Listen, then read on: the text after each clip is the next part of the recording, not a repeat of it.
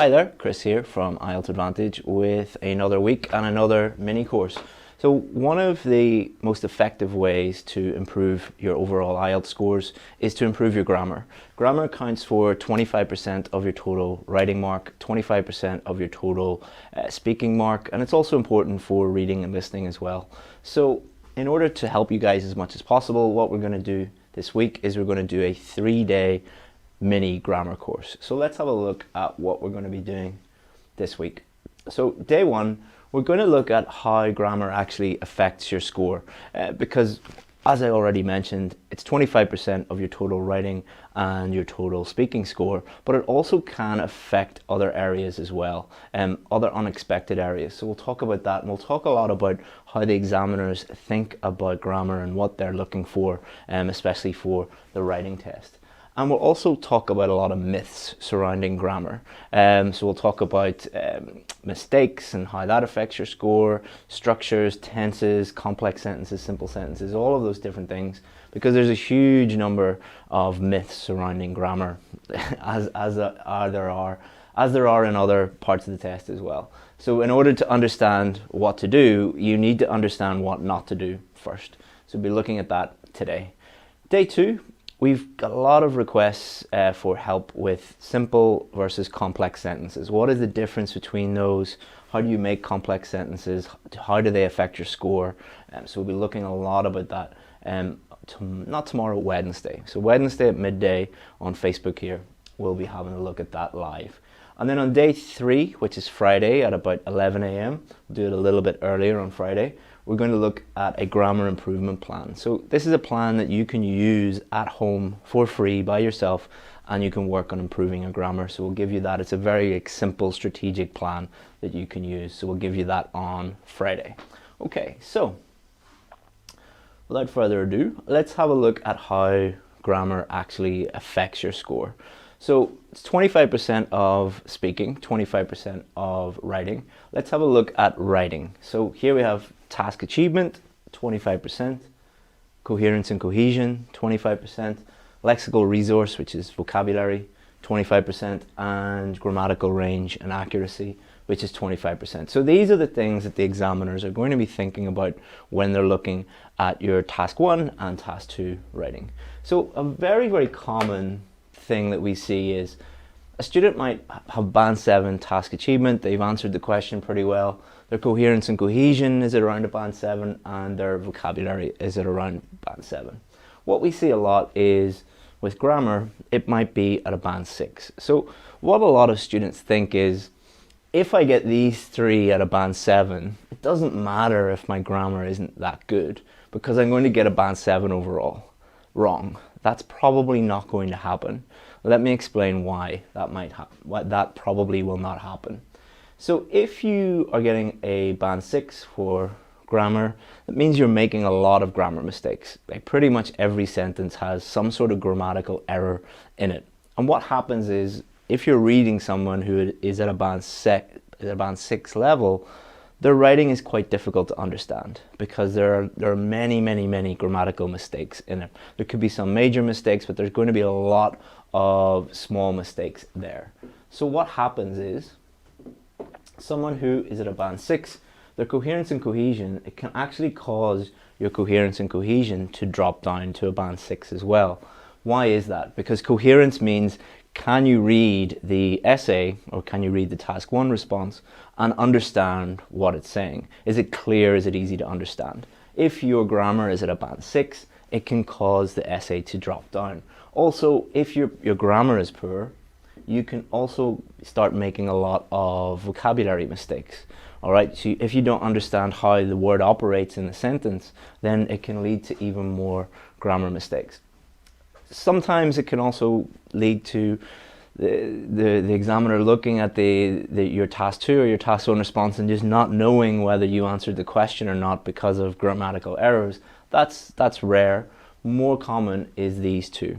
So it's very common for grammatical range and accuracy to cause people to get a 6.5 overall, because they're getting a 6 for grammar, but then it might bring one of these two or both down to that level. So that's one of the reasons why 6.5 is a very, very, very common score. And there could be many, many reasons for that, but for a lot of people, it is related to grammar. So that's what we're going to work on this week to help you, because if your grammar is going to go up to this level, then you're more likely to be getting a 7 or above. If you want to get a 7, you should be aiming for all of these across the board to be at a 7, because you don't know what's going to happen on exam day. If you want a band 8, aim for all of them to be at a band 8. You shouldn't go in and think, I might get away or I might be lucky. You know, try and move everything up to the level that you're aiming for, and then, you know, you'll get the score that you need on exam day. So, what are the examiners looking for when it comes to grammar? It's really important that you understand this.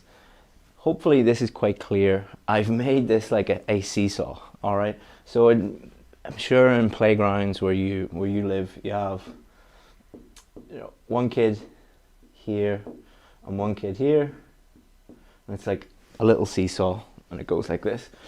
This is here for a reason. So the examiner is looking for two principal things, and they're related, all right? And that's why we have the seesaw.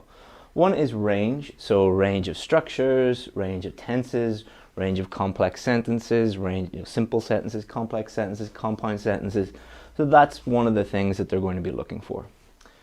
However, the other thing that they're going to be looking for is accuracy, all right? How many mistakes are you making?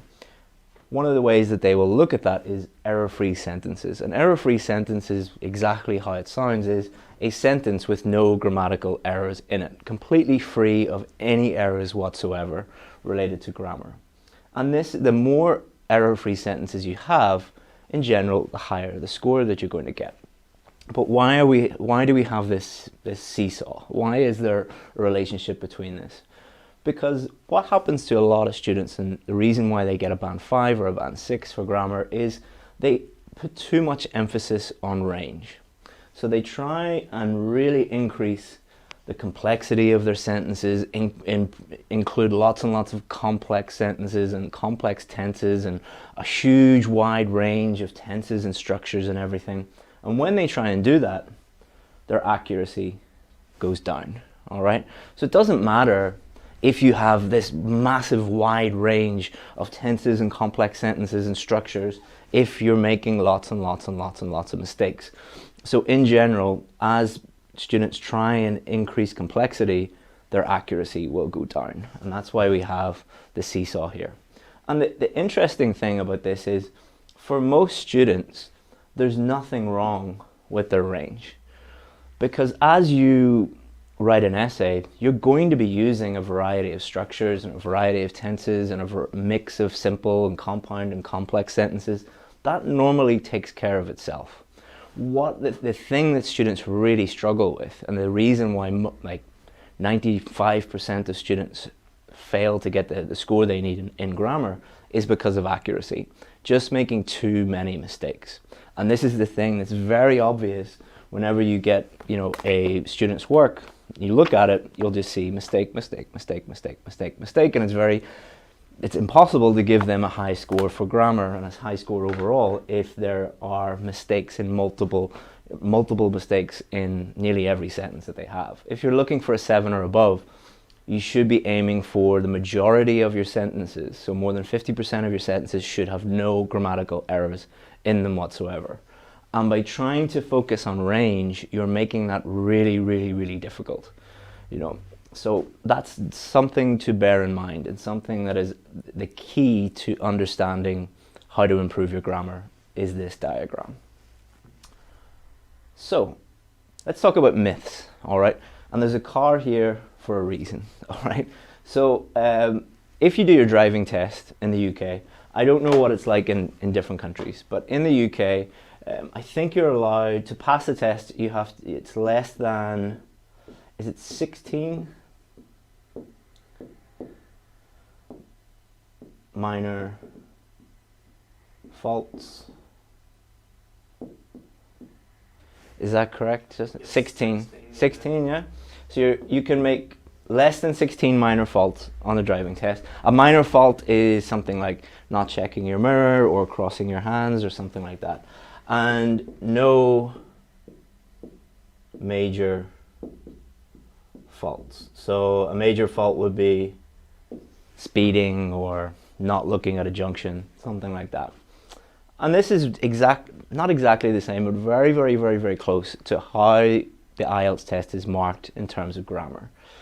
Myth number one, your grammar must be perfect. That's wrong, all right? In order to get a band 7, you can actually make quite a few small grammar mistakes. In the same way that if you were doing the driving test in the UK, you could make like 15, how many did I make? 9, I think. I think I had 9 minor faults and I still passed. No major faults, which we will get onto in a second, but it's very, very similar to the IELTS writing test, and especially the speaking test. In the speaking test, you can make quite a few grammatical errors and grammatical mistakes and still get quite a high band score. Now, does that mean that you can make, you know, lots and lots and lots of mistakes and still get a high score?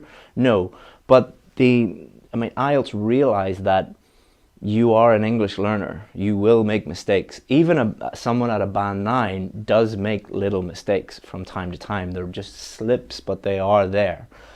So often you will show a student a really good essay, like a band 9, band 8 essay, and they'll look at it and they'll see a couple of small mistakes and they'll say, oh, that's terrible, they made a small mistake, that's a band 5. That's not the way to think about it, especially for the speaking test. If you try and be perfect, your fluency is going to really suffer and you won't be able to actually speak because you will be thinking of the perfect sentence and it will just destroy your fluency. With the writing test, if you are trying to aim for perfection, you're never going to get there. Even a band 9 student is never really going to get perfect grammar. You're not aiming for perfection. You're aiming to use grammar as a tool to help you clearly communicate through writing. So don't aim for perfection. Try and improve your grammar as much as you can and minimize mistakes as much as you can, but only as much as you can. Remember this little analogy for the driving test. And you should also try and avoid major grammatical errors. So what are major grammatical errors? Major grammatical errors are errors that stop the reader or the person listening understanding what you mean. Smaller grammatical errors like countable, uncountable nouns mistakes, preposition mistakes, article mistakes, they can all count up.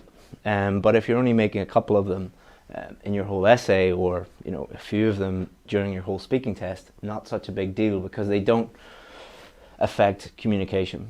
Myth number 2, you must use as many different structures as possible in order to get a high score.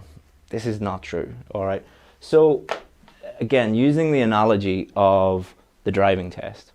When you're doing the driving test in the UK, they take you out onto public roads and you're going to be turning left, you're going to be turning right, you're going to be going down two-way roads, one-way roads, you're going to be at T-junctions, you're going to be at level crossings, you're going to come across a whole range of different scenarios. So you don't immediately begin the driving test and start going left and right and doing all these crazy things, because you naturally will be doing them throughout the course of I think it's like a 40-minute test or a 30-minute test. The same is true when you're doing the speaking test. You will naturally use a range of different structures because you're going to be speaking for about 15 minutes. In the writing test, you're going to be using naturally a range of different structures.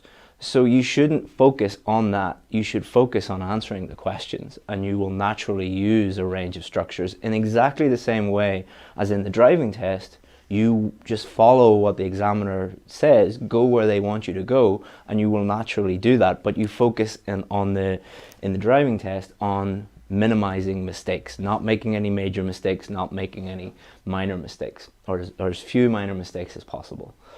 So what happens is, if you try and use as many different structures as possible, 2 things happen. A, you don't answer the question. Try doing that even in your native language. Try like just writing an essay or writing a letter or an email to someone, and try and use as many different grammatical structures as possible. Like it's like something, a challenge you would set for yourself or something like that, a silly challenge. but it's just really difficult to do. You will naturally do that. You will naturally use a range of structures. Focus more on accuracy. Myth number 3, you must use as many different tenses as possible.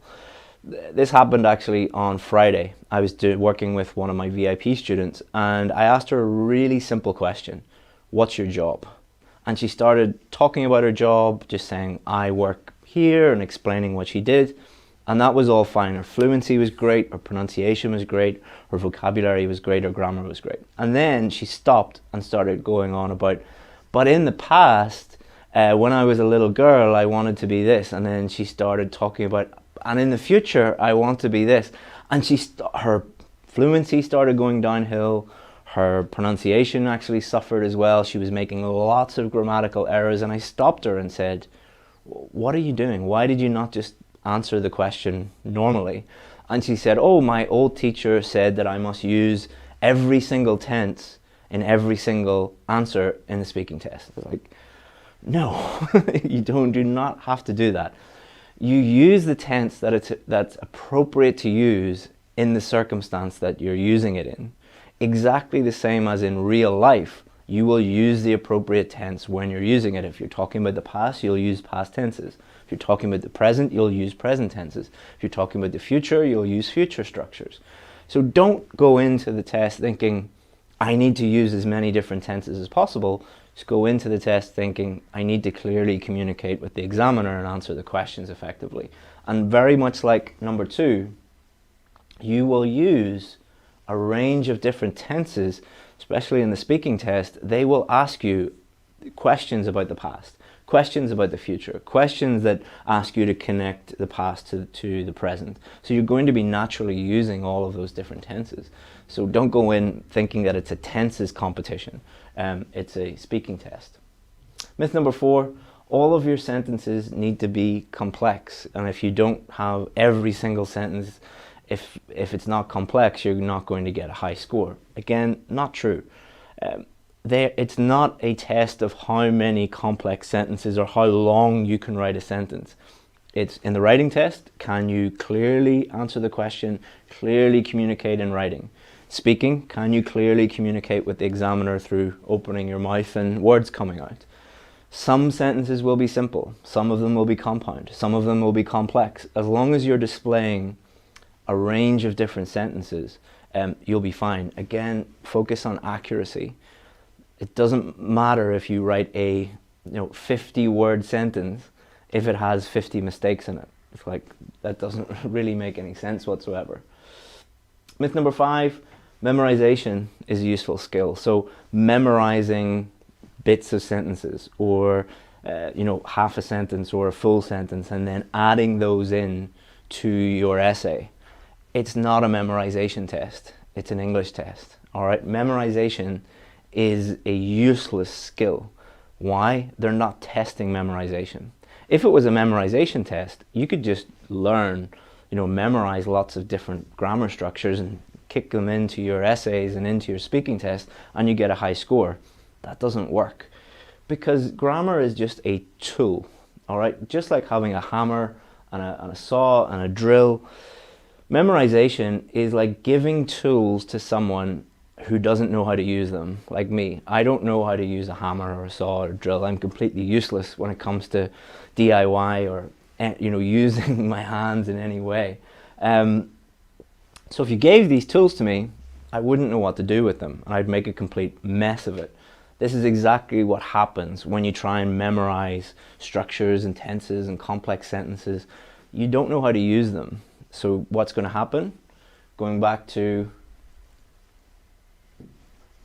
our little seesaw here, you're going to try to use all of these things, put this up, and then your accuracy is going to go down. Always remember that it is a balance between those two things, and your range is probably fine. You will naturally use a wide enough range. Your problem, I nearly guarantee it, because I work with students every single day who have this problem, is accuracy. So, hopefully you find that useful. It's really important that you understand the relationship between range and accuracy, and you understand the myths.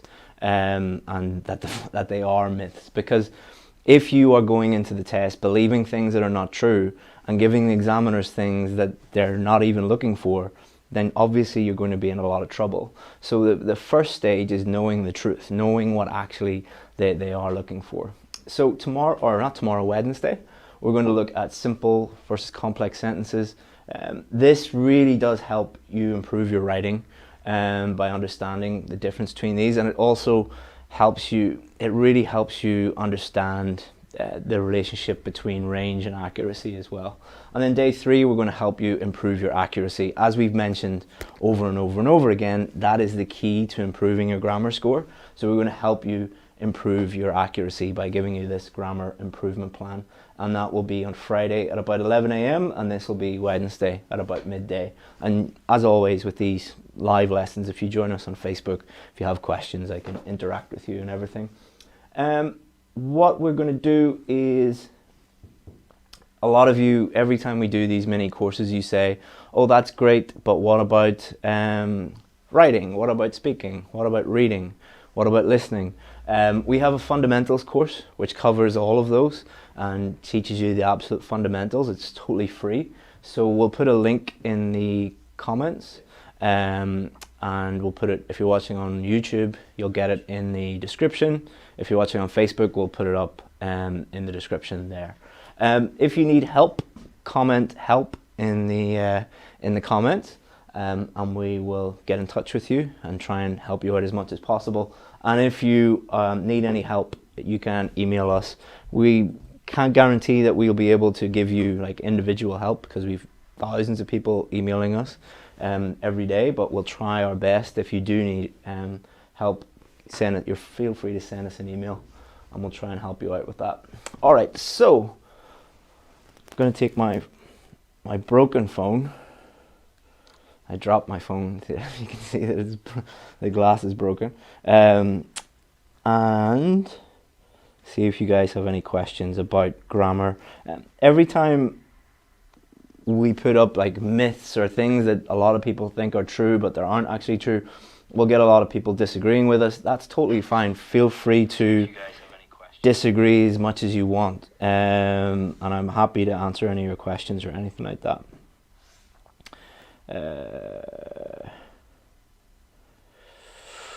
Banjo says, Chris, we need examples, sentences reflecting component of each teaching.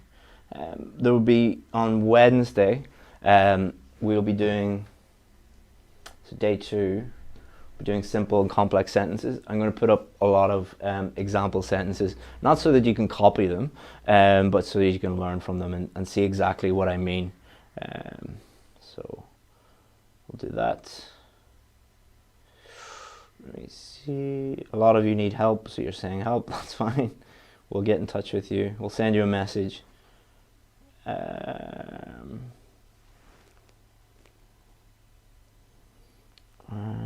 if you have any questions, feel free to put it in the comments. And we'll get back to you if we have time.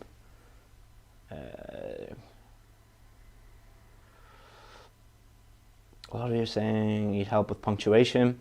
We will be showing you how to improve every aspect of your grammar on day 3. So we're going to give you that grammar improvement plan. Asa, can you help me start preparation? Yeah, send me an email or comment help and we'll get in touch with you. We've got a lot of free resources that we can just send to you and you can use those for free, or we have paid services as well. So send us a message and we'll figure out what's the best thing for you. Mariam, how many complex sentences we need to write to get a band 7? That's the wrong way to think about it. You shouldn't go into the test thinking, I need to write X number of complex sentences, because you're just making it way more difficult than it needs to be. You shouldn't go in thinking, I need to write this number of anything, because you're making it way more difficult, and it's a very unnatural way to write anything. So you should go into the test thinking, principally, I need to answer the question, and I need to use grammar in a way that is clear and is accurate. And you will naturally use a range of simple, compound and complex sentences by doing that. And we'll talk more about that on Wednesday.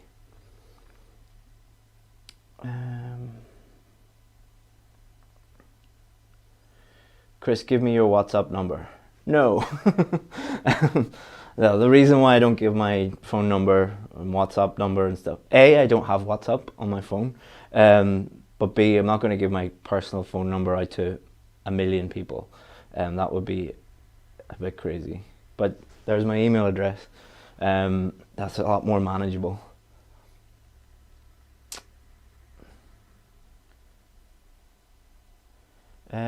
Do the quality of ideas increase the marks? It depends what you mean by quality. The two things that you should be thinking about when you're thinking of ideas, or a few things you should be thinking about. Number one, is it relevant to the question? Number two, does it answer the specific question? And number three, can you develop it by explaining how it answers the question and support it with examples?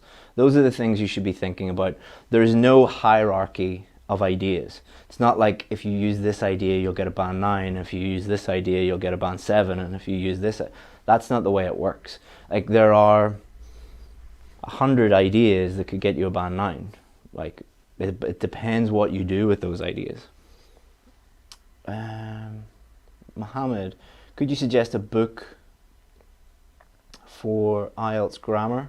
There's a book by, I think, Raymond Murphy, so M-U-R-P-H-Y, Murphy. If you go to Amazon or whatever you use in your country, I think he has intermediate grammar, upper intermediate grammar, advanced grammar. Those books are good. However, grammar books, most people, they're good to refer to the grammar, but they're not actually going to help you improve your grammar.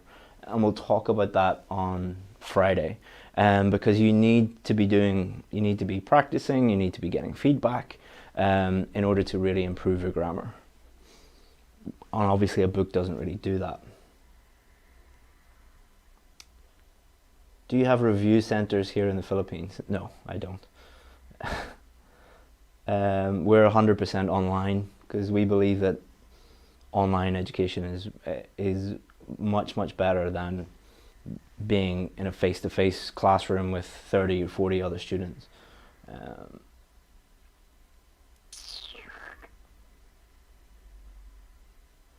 Can you create a WhatsApp group? No, I don't have WhatsApp.